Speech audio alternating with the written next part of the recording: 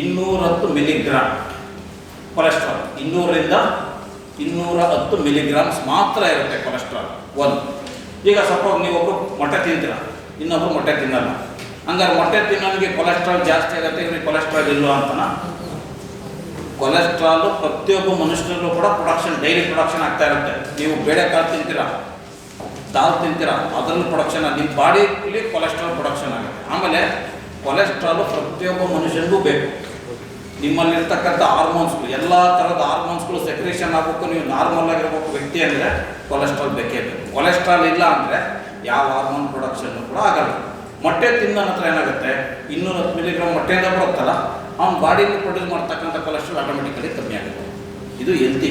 ಇದು ಇತ್ತೀಚಿನ ದಿನಗಳಲ್ಲಿ ಅಮೇರಿಕದಲ್ಲಿರ್ತಕ್ಕಂಥ ಕಾರ್ಡಿಯಾಲಜಿಸ್ಟ್ ಕೂಡ ರಿಸರ್ಚ್ ಮಾಡಿ ಮೊಟ್ಟೆ ತಿನ್ನೋದ್ರಿಂದ ಹಾರ್ಟ್ ಪೇಷಂಟ್ಗೂ ಏನು ತೊಂದರೆ ಇಲ್ಲ, ಒಳ್ಳೆಯದು. ಆಮೇಲೆ ಈಸಿಲಿ ಡೈಜೆಸ್ಟಿಬಲ್. ಸಣ್ಣ ಮಗ ನೀವು ಒಂದು ಮೊಟ್ಟೆ ತಿಂದು ಡೈಜೆಸ್ಟ್ ಮಾಡ್ಕೊಳ್ಳಿಕ್ಕೆ ಭಾಳ ಈಸಿಯಾಗಿ, ಆಮೇಲೆ ಎಲ್ಲ ಥರದ ಪ್ರೋಟೀನ್ಸ್, ವೈಟಮಿನ್ಸ್, ಮಿನರಲ್ಸ್ ಎಲ್ಲ ಸಿಗುತ್ತೆ.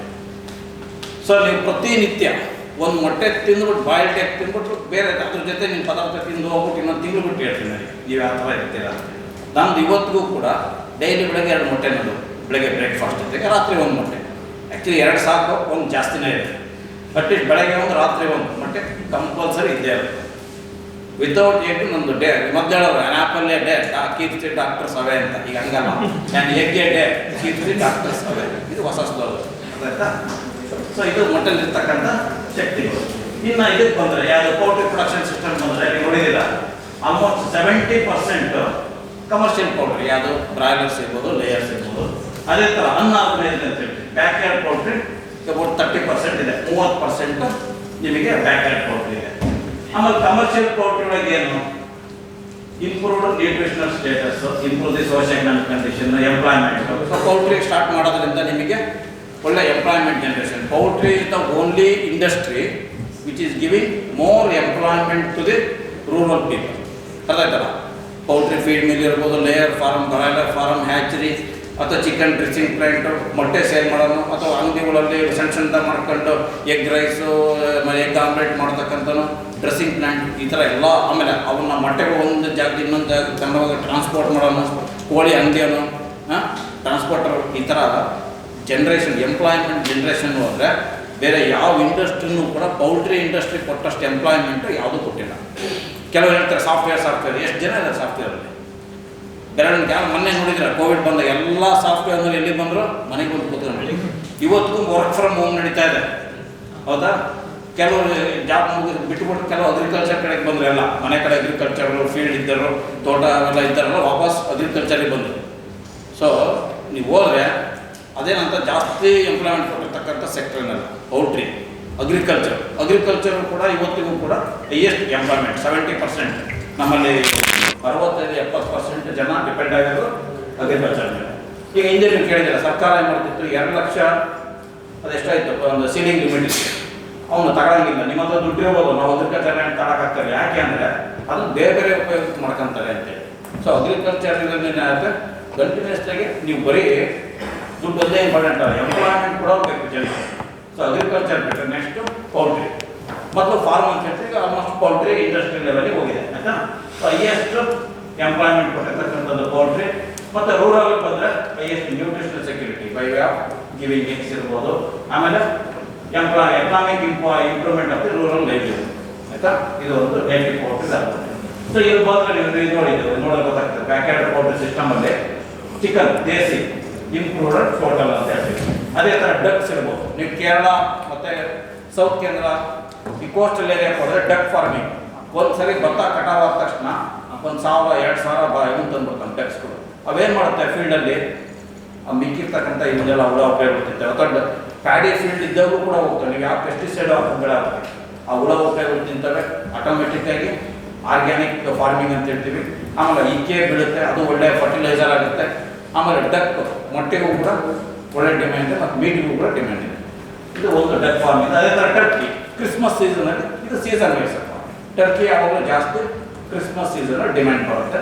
ಅವಾಗ ಅದೇ ಆದಂಥ ಇರುತ್ತೆ. ಸೊ ಇಲ್ಲಿ ಪ್ರೊಡಕ್ಷನ್ ವೈಸ್ ನೋಡ್ತಾ ಹೋದರೆ ಕಮರ್ಷಿಯಲ್ ಪ್ರೊಡಕ್ಷನ್ ಆಲ್ಮೋಸ್ಟ್ ಒಂದು 70-78%, ದೇಸಿ 60%, ಇಂಪ್ರೂವ್ಡ್ ಆ್ಯಂಡ್ ಬ್ಯಾಕ್ಯಾರ್ಡ್ ಅಂತ ಹೇಳ್ತಾರೆ. ಅಂದರೆ ಗಿರಿರಾಜ ಇರ್ಬೋದು, ಸ್ವರ್ಣದಾರ ಇರ್ಬೋದು, ವರ್ಣರಾಜ ಇವೆಲ್ಲ ಇಂಪ್ರೂವ್ಡ್ ವೆರೈಟಿ ಇದು ಕಾಂಟ್ರಿಬ್ಯೂಷನ್, ಪ್ರತಿ ವರ್ಷದ ಕಾಂಟ್ರಿಬ್ಯೂಷನ್ 2001 ಇಂಡಿಜಿನಸ್ ಚಿಕನ್ ಈಗ ಇದು 16-17 ಇದೆ, ನೆಕ್ಸ್ಟ್ ಹಾಕಿಲ್ಲ ಇದೆ 20. ಈಗ almost 45% contribution is from our native poultry. ನಮ್ಮ ನಾಟಿ ಕೋಳಿಗಳಿಂದನೇ ಅಷ್ಟೊಂದು ಪ್ರೊಡಕ್ಷನ್ ಇದೆ. ಇನ್ನು ಬ್ಯಾಕ್ ಯಾರ್ಡ್ ಪೌಲ್ಟ್ರಿ ಮೇಲೆ ಯಾವ್ಯಾವ ಸ್ಟೇಟ್ ಜಾಸ್ತಿ ಇದೆ ಅಂತ ನೋಡ್ತಾ ಹೋದ್ರೆ ನೋಡಿ, ವೆಸ್ಟ್ ಬೆಂಗಾಲ್ 12.62, ಆಂಧ್ರ ಪ್ರದೇಶ್, ಅಸ್ಸಾಂ, ಮಹಾರಾಷ್ಟ್ರ, ತಮಿಳುನಾಡು, ಕರ್ನಾಟಕ ಕಮ್ಮಿ. ಯಾಕೆ ಅಸ್ಸಾಂ ಮತ್ತು ವೆಸ್ಟ್ ಬೆಂಗಾಲಲ್ಲಿ ನಾಟಿ ಕೋಳಿಗಳ ಬಗ್ಗೆ ಜಾಸ್ತಿ ಆಸಕ್ತಿ ಇದೆ? ಅಲ್ಲಿ ಈಗ Assam north eastern state cold, ನಮ್ಮ ಒಂದು ಬ್ರಾಯ್ಲರ್ ತಳಿಯಾಗಲಿ ಲೇಯರ್ ತಳಿಗಳಲ್ಲಿ ಥ್ರೈವ್ ಆಗಲ್ಲ, ಚಳಿ ಜಾಸ್ತಿ ಆದ ತಕ್ಷಣ ಕೋಳಿ ಚಳಿ ತಳಿಯಲ್ಲ. ಆಂಧ್ರ ಹೀಟ್ ಇರುತ್ತೆ ಜಾಸ್ತಿ. ಇಲ್ಲಿ ಕರ್ನಾಟಕದಲ್ಲಿ ಹೊಸಪೇಟೆ ಇರ್ಬೋದು, ಬಳ್ಳಾರಿ, ಕೊಪ್ಪಳ, ಇಲ್ಲಿ ಪೌಲ್ಟ್ರಿ ಲೇಯರ್ ಫಾರ್ಮ್ಗಳು ಜಾಸ್ತಿ, ದಾವಣಗೆರೆ ಸರೌಂಡಿಂಗ್. ಇಲ್ಲಿ ನಮ್ಮಲ್ಲಿ ಕಮ್ಮಿ, ಶಿವಮೊಗ್ಗ ನಮ್ಮಲ್ಲಿ ಬ್ರಾಯ್ಲರ್ಸ್ಗಳು ಜಾಸ್ತಿ. ಅದೇ ಥರ ನಾರ್ತ್ ಈಸ್ಟರ್ನ್ ಸ್ಟೇಟ್ಗಳಿಗೆ ಹೋದ್ರೆ ನೀವು ಚಳಿ ಜಾಸ್ತಿ ಇರುತ್ತೆ, ಅಲ್ಲೆಲ್ಲರೂ ಕೂಡ ಅವ್ರು ಡಿಪೆಂಡ್ ಆಗಿದೆ ಅದ್ರ ಮೇಲೆ, ಮತ್ತು ನಾಟಿ ಕೋಳಿ ಮೇಲೆ. ಸೊ ನಾಟಿ ಕೋಳಿನೇ ಮೇಜರ್ ಅವರಿಗೆ. ಹಂಗಾಗಿ ಅಲ್ಲಿ ಪ್ರತಿ ಮನೇಲೂ 40-50 ನಾಟಿ ಕೋಳಿ ಮತ್ತು ಪಿಗ್ ಮತ್ತು HF ಜಾಸ್ತಿ ಅವೆಲ್ಲ ಕಮ್ಮಿ ಗೊತ್ತಾಯ್ತಲ್ಲ. ಪಿಗ್ಗು ಮತ್ತು ಪೌಲ್ಟ್ರಿ ಇವೆರಡೇ ಅವರಿಗೆ ನಾನ್ ವೆಜಿಟೇರಿಯನ್ಸ್. ಸೊ ಹಂಗಾಗಿ ವೆಸ್ಟ್ ಬೆಂಗಾಲ್ ಮತ್ತು ಅಸ್ಸಾಮಲ್ಲಿ ಹೈಯೆಸ್ಟ್ ಪ್ರೊಡಕ್ಷನ್ ನಾಟಿ ಕೋಳಿ ಇದೆ ಆಯಿತಾ. ಇನ್ನು ಟೈಪ್ಸ್ ಆಫ್ ರೂರಲ್ ಪೌಲ್ಟ್ರಿ ಅಂತ ಹೇಳ್ತೀವಿ. Scavenging system, free range, semi. ಅಂದರೆ ನಾಟಿ ಕೋಳಿಗಳನ್ನು ಯಾರು ಕೂಡ ಶೆಡ್ ಒಳಗೆ ಸಾಕಾಗಲ್ಲ. ಫಸ್ಟ್ ಸಣ್ಣ ಮರಿ ಇರ್ಬೇಕಾದ್ರೆ ಅದನ್ನ ತಾಯಿನೇ ಬ್ರೂಡಿಂಗ್ ಕೊಟ್ಟು ತಾವು ಕೊಡುತ್ತೆ. ಒಂದು ವಾರ ಆದ ತಕ್ಷಣ ತನ್ನ ಜೊತೆ ಕರ್ಕೊಂಡು ಹೋಗುತ್ತೆ ಹೊರಗಡೆ ಫೀಡಿಂಗ್. ಬೆಳಗ್ಗೆಯಿಂದ ಸಂಜೆ ತನಕ ಹೊರಗಡೆ ಬೇಯ್ಕೊಂಬರುತ್ತೆ. ನೀವೇನಾದರೂ ಬೆಳಗ್ಗೆ ಸಂಜೆ ಮನೆಗೆ ಬಂದಮೇಲೆ ಸ್ವಲ್ಪ ಕಾಳು ಕಡಿ ಗ್ರೈನ್ಸ್ಗಳು, ಇವಾಗ ಅಕ್ಕಿ ನುಚ್ಚು ಇಲ್ಲ ಜೋಳದ್ದು ರಾಗಿ ನುಚ್ಚು ಅಂತ ಹಾಕ್ತಾರೆ. ನೀವು ಯಾವುದೇ ಥರ ಎಕ್ಸ್ಟ್ರಾ ಫೀಡಿಂಗ್ ಏನು ಕೊಡೋದಿಲ್ಲ. ಇದು ಸ್ಕ್ಯಾವೆಂಜಿಂಗ್ ಸಿಸ್ಟಮ್ ಅಂತ ಹೇಳ್ತೀವಿ.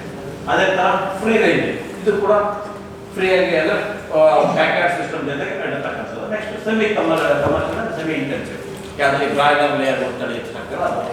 So free system of rearing ಅಂದರೆ ಒಂದು scavenging, free range system, semi commercial ಅಥವಾ ಸೆಮಿ ಇಂಟೆನ್ಸಿವ್ ಸಿಸ್ಟಮ್ ಅಂತ ಹೇಳ್ತೀವಿ. ಸೊ ಇದು ನಾಟಿ ಕೋಳಿ ಅಭಿವೃದ್ಧಿ ಮಾಡಲಿಕ್ಕೋಸ್ಕರ ಮಾಡಿರ್ತಕ್ಕಂಥ ಬ್ರೀಡಿಂಗ್ ಹೇಳಿದೆ. ಸುಮಾರು ಬ್ರೀಡ್ಸ್ಗಳಿದ್ದಾವೆ. ರೆಗ್ಯುಲರ್ ಬ್ರೀಡಿಂಗ್ ಮಾಡ್ಕೊಂಡು ತಳಿ ಅಭಿವೃದ್ಧಿ ಮಾಡ್ಕೊಂಡು ನಾವು ಅದರಲ್ಲಿ ತಂದೆ ಆದಂಥ ಮ್ಯಾನೇಜ್ಮೆಂಟ್, ಅದಕ್ಕೆ ತಂದೆ ಆದಂಥ ಒಳ್ಳೊಳ್ಳೆ ನ್ಯೂಟ್ರಿಷನ್ ಕೊಡೋದಿರ್ಬೋದು, ವ್ಯಾಕ್ಸಿನೇಷನ್, ಮೆಡಿಸಿನ್ಸ್ ಕೊಡೋದು, ಮತ್ತು ನ್ಯೂಟ್ರಿಷನ್ ಮತ್ತು ಮಾರ್ಕೆಟಿಂಗ್. ಓಕೆ, ಇಷ್ಟು ಕೂಡ ಡೆವಲಪ್ಮೆಂಟ್ ಆಗಲಿಕ್ಕೆ ಅನುಕೂಲ ಆಗುತ್ತೆ. ಮತ್ತು ನೆಕ್ಸ್ಟ್ ತೋರಿಸ್ತೀನಿ ನಿಮಗೆ ನೇಟಿವ್ ಚಿಕನ್ನ.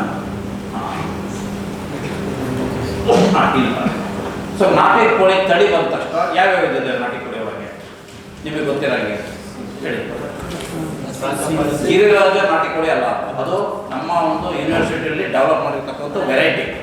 ಗಿರಿರಾಜ, ಸ್ವರ್ಣಧಾರ, ರಾಜಾಟು, ಅದೇ ಥರ ಆಂಧ್ರ ಪ್ರದೇಶಕ್ಕೆ ಹೋದರೆ ವನರಾಜ, ತಮಿಳುನಾಡಿಗೆ ಹೋದರೆ ನಂದನಂ ಚಿಕನ್. ಇವೆಲ್ಲ ಏನಂದರೆ ಈ ಬ್ರಾಯ್ಲರು, ಲೇಯರು ಮತ್ತು ನಾಟಿ ಕೋಳಿ 3-4 ಥರ ಬ್ರೀಡ್ಗಳನ್ನ ಮಿಕ್ಸ್ ಮಾಡಿ ರೈತರಿಗೆ ಅನುಕೂಲ ಆಗಂಗೆ ಕಲರ್ಡ್ ಬರ್ಡ್ ನಾವು ಡೆವಲಪ್ ಮಾಡಿ ಕೊಟ್ಟಿರ್ತಕ್ಕಂಥ ಒಂದು ವೆರೈಟಿ ನಾಟಿ ಕೋಳಿಗಳು. ಟರ್ಕಿ ಕೋಳಿ ಸಪ್ರೇಟ್ ವೆರೈಟಿ ಅದು ಹೇಳ್ತೀನಿ. ನೇಕೆಡ್ ನೆಕ್ ಕೂಡ ಎಲ್ಲ ತಳಿಲೂ ಬರ್ತದೆ.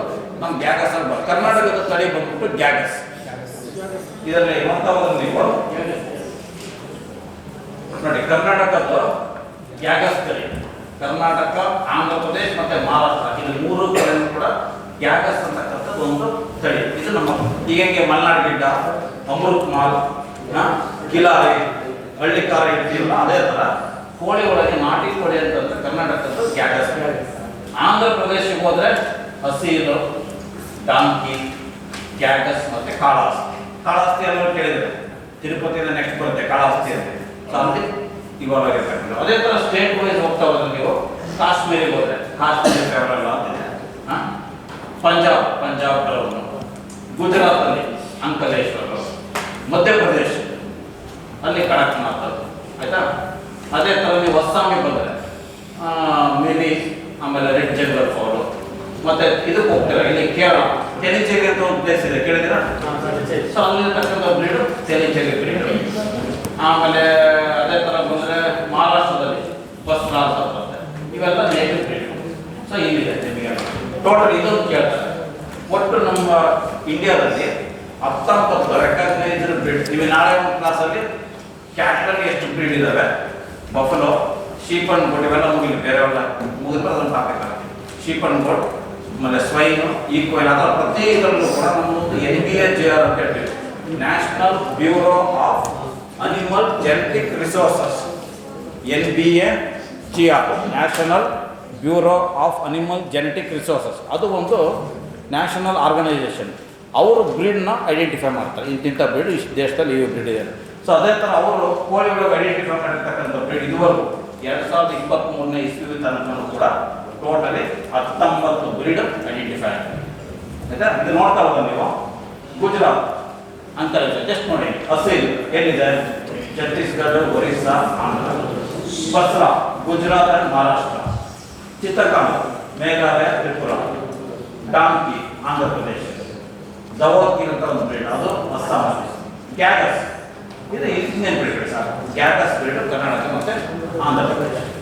ಅದೇ ಥರ ಕಡಕ್ನಾಥ್, ಇದನ್ನು ಕೇಳ್ತಾರೆ. ಕಡಕ್ನಾಥ್ ಎಲ್ಲ ಸ್ವಲ್ಪ ಪಾಪ್ಯುಲರ್ ಆಯ್ತು ಎಲ್ಲ ಕಡೆ ಹೋಗ್ತಾರೆ, ಹಾಗಾಗಿ ಕಡಕ್ನಾಥ್ ಮಧ್ಯಪ್ರದೇಶ. ಕಾಳಹಸ್ತಿ ಆಂಧ್ರ. ಕಾಶ್ಮೀರಿ ಫೆಬ್ರನ, ಮಿರಿ, ನಿಕೋಬಾರಿ, ಅಂಡಮಾನ್ ನಿಕೋಬಾರ್ ಬರ್ಡ್ಸ್ ಅಂತ ಬರ್ತದೆ. ಮತ್ತು ಅದೇ ಥರ ಪಂಜಾಬ್ ಕೇರಳದಲ್ಲಿ ಚೇರಿ. ರಾಜಸ್ಥಾನ್ ಮೇವಾಡಿ. ನೀವು ಪದ್ಮಾವತ್ ಫಿಲಮ್ ನೋಡಿದಿರ್ತಾನೆ ಎಲ್ಲ ನೋಡಿದ್ರೆ, ಎಷ್ಟೇ ನೋಡಿದ್ರಿ ಪದ್ಮಾವತ್ ಫಿಲಮ್? ಹಾಂ, ಕಿಂಗ್ ಆಫ್ ಮೇವಾರ್. ಹಾಂ, ಮೇವಾರ್ ಫೋರ್ಟ್ ಅಲ್ಲೇ ಬಿಡಿದೆ ಮೇವಾರ್. ಹಾಂ, ಅದೇ ಥರ ಕೋನಯನ್ ಮಣಿಪುರ್. ಉತ್ತರಾಖಂಡ್ ಇತ್ತೀಚೆಗೆ ಐಡೆಂಟಿಫೈ ಆಗಿರ್ತಕ್ಕಂಥ ಬ್ರೀಡ್. ಸೊ 19 ಬ್ರೀಡ್ ಇದೆ, ಇದು ನೆನ್ಪಿಟ್ರಿ ಸರ್. ನಾಟಿ ಕೋಳಿಗಳಲ್ಲಿ 19 ಬ್ರೀಡ್ ಇದೆ. ಸೊ ನಿಮಗೆ ಕೆಲವು ಫೋಟೋಗ್ರಾಫ್ಸ್ ಇದಾವೆ ಜಸ್ಟ್. ಮೇವಾರಿ, ಕೋನಯನ್ ಮಣಿಪುರ್, ಅನ್ಸಿಲಿ, ಉತ್ತರಾಖಂಡ್, ಉತ್ತರಾಖಂಡ್ ಇವೆಲ್ಲ ಇಲ್ಲೆಲ್ಲ ಕುಕ್ಕಗಳು ಕಾಲಲ್ಲೂ ಕೂಡ ಇದೆ. ಏನಕ್ಕೆ ಬಂದಿದೆ ಅಂದರೆ ಅಲ್ಲಿ ಟೆಂಪ್ರೇಚರ್ ಕೋಲ್ಡ್ ಇರುತ್ತೆ, ಹೌದಾ? ಆ ಟೆಂಪ್ರೇಚರಿಂದ ಪ್ರೊಟೆಕ್ಟ್ ಮಾಡ್ಕೊಳ್ಳೋಕ್ಕೋಸ್ಕರ ಯಾರು ನೇಕೆಡ್ ನೆಕ್ ಅಂದು ನೇಕೆಡ್ ನೆಕ್ಕು ನಮ್ಮ ಗ್ಯಾಗಸ್ ನೇಕೆಡ್ ನೆಕ್ ಇಲ್ಲಿ ಕೂದಲು ಎಲ್ಲಿ ಬರುತ್ತೆ? ನೇಕೆಡ್ ನೆಕ್ ಎಲ್ಲಿ ನೋಡ್ತೀರಾ ಅದರ ಬೋರ್ಡ್ ನೀವು? ಬಿಜಾಪುರ, ಗುಲ್ಬರ್ಗ, ಬೀದರ್. ಟೆಂಪ್ರೇಚರ್ 45-50 ಡಿಗ್ರಿ ಹೋದರೂ ಕೂಡ ಇಲ್ಲಿ ಕೂದಲಿರೋದಿಲ್ಲ. ಅದು ತನ್ನ ಟೆಂಪ್ರೇಚರ್ನ ಆ ಭಾಗದಿಂದ ಹೊರಗೆ, ಅದು ನೇಕೆಡ್ ನೆಕ್ ಒಂದು ವೆರೈಟಿ ಇಷ್ಟ. ಸೊ ಕ್ರಾಸ್ ಬ್ರೀಡ್ ಚಿಕನ್ ಇರೋದ್ರೆ ನಿಮಗೆ ಅದೇ ಇದೇ ಮಾಡಿ ಹೇಳಿದೆ ನಿಮಗೆ. ಇಂಪ್ರೂವ್ಡ್ ವೆರೈಟಿ ಈಗ ವನರಾಜ ಎಲ್ಲಿದೆ? ಹೈದರಾಬಾದ್. ಗ್ರಾಮಪ್ರಿಯ ಹೈದರಾಬಾದ್. ಅದೇ ಥರ ಕರ್ನಾಟಕಕ್ಕೆ ಬಂದರೆ ಗಿರಿರಾಜ. ಗಿರಿರಾಣಿ ಅಂತ, ಅದು ಆ್ಯಕ್ಚುಲಿ ಗಿರಿರಾಣಿ ಅಲ್ಲ, ಸ್ವರ್ಣದ. ಮೊದಲು ಏನಾಗಿತ್ತು, ಗಿರಿರಾಣಿ ಅಂತ ಹೆಸರಿಟ್ಟಿದ್ರು. ರೈತರಲ್ಲಿ ಕನ್ಫ್ಯೂಸ್ ಆಗ್ಬಿಡ್ತಾರೆ. ಗಿರಿರಾಜ ಅಂದರೆ ಗಂಡು, ಗಿರಿರಾಣಿ ಅಂದರೆ ಹೆಣ್ಣು ಅಂತ. ಅದಕ್ಕೋಸ್ಕರ ಗಿರಿರಾಣಿಯನ್ನು ತೆಗೆದುಬಿಟ್ಟೆ ಮಾಡಿದ್ರೆ ಕೊನೆಗೆ ಸ್ವರ್ಣದಾರ ಅಂತ ಇಟ್ಟರು. ಸೊ ಗಿರಿರಾಜದಲ್ಲೂ ಗಂಡು ಹೆಣ್ಣಿರುತ್ತೆ, ಸ್ವರ್ಣದಾರದಲ್ಲೂ ಕೂಡ ಗಂಡು ಹೆಣ್ಣಿರುತ್ತೆ. ಅದು ಜನಗಳು ಕನ್ಫ್ಯೂಸ್ ಆಗಬೇಡ ಅಂತ ಗಿರಿರಾಣಿಯನ್ನು ತೆಗೆದು ಸ್ವರ್ಣದಾರ ಅಂತ ಮಾಡ್ತಾರೆ. ಅದೇ ಥರ ಡೆಲ್ಲಿ, ಆಯ್ತಾ? ನೆಕ್ಸ್ಟ್ ಹೈದರಾಬಾದ್ ರಾಜಶ್ರೀ ಅಂತ ಬರುತ್ತೆ. ತಮಿಳ್ನಾಡು ನಂದನಂ ಅಂತ ಇದೊಂದು ಪ್ಲೇಸ್.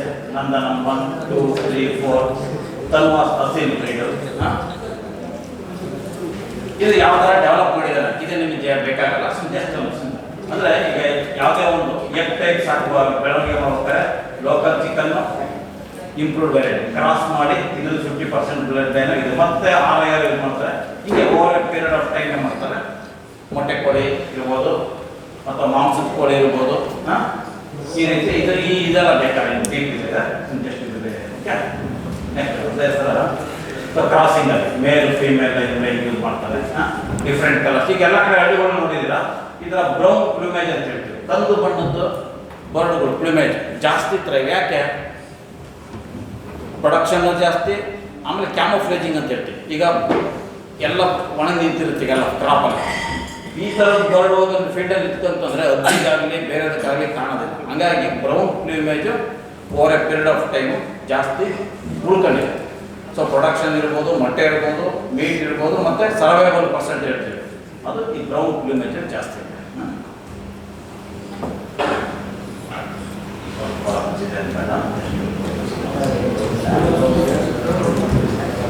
ನೆಗರಿ ಚಿಕನ್ಗೆ ಬಂದರೆ ಇದು ಸೊ ಮಾರ್ಕೆಟಿಂಗ್ ಎಷ್ಟು ಯಾವ ಏಜಲ್ಲಿ ಮಾಡ್ತೀವಿ? ಈಗ ಬ್ರಾಯ್ಲರ್ ಹೇಳಿದೆ ನಿಮಗೆ 40 ದಿವಸ ಮ್ಯಾಕ್ಸಿಮಮ್, 42 ದಿವಸ. ಬಟ್ ಈಗೆಲ್ಲ 35 ದಿವಸಕ್ಕೆ 2.2, 2.4 kg ಬಾಡಿ ವೆಯ್ಟ್ ಬರುತ್ತೆ. ಲೇಯರ್ಸ್ 1 ವರ್ಷಕ್ಕೆ ಎಷ್ಟು ಬರುತ್ತೆ? 360 ಮೊಟ್ಟೆ ತನಕ ಬರುತ್ತೆ. ನಾಟಿ ಕೋಳಿಗೆ ಬಂದರೆ 12ರಿಂದ 14 ವಾರ. ಎಷ್ಟು ವಾರ? 14 ವಾರ ಅಂದರೆ ಎಷ್ಟಾಯ್ತು?